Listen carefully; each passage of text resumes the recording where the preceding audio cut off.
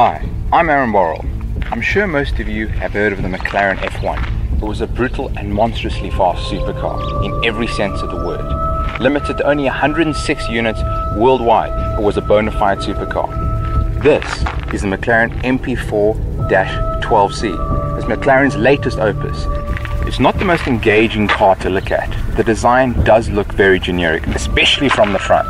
It looks almost very Lotus-like. Thankfully, as you move around the car, things get a lot better. We've got 19-inch wheels at the front with 20-inch wheels at the back. And if you look along the side here, we've got these air dams here which suck up cold air to feed the turbochargers and cool the engine at the same time. The rear end is very aggressive and probably the most dynamic element on the car.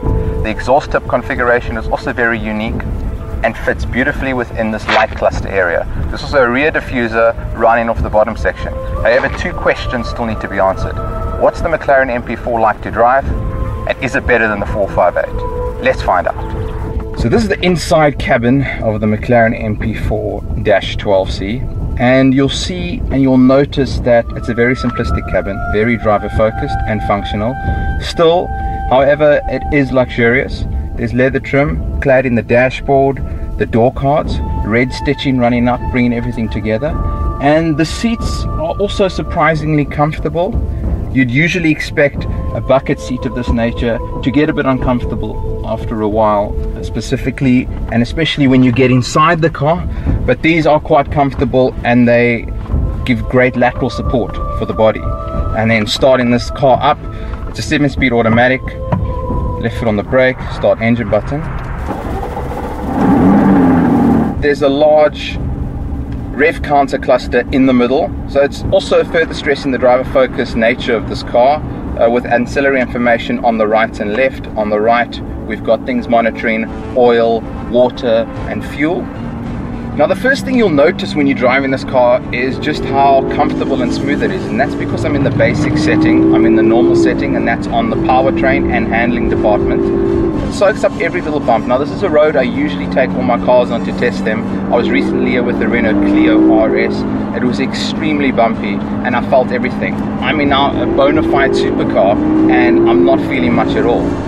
Now, just like Ferrari that has the Manettino switch on the steering wheel, McLaren has opted to use switchgear on the center console here. And to activate it, you press the button active, which lights everything up orange and also changes the tone of the exhaust a bit. On the handling side of things, there are 3 settings to pick from: normal, sport and track. On the powertrain, the same thing, normal, sport, track. Now, in the normal setting on both, things are very quiet, the throttle response isn't as sharp as you'd expect, and the car's very compliant. Change these settings. Handling we're going to put to sport, powertrain we're going to put to sport, and then you can already hear the engine has beefed up in sound.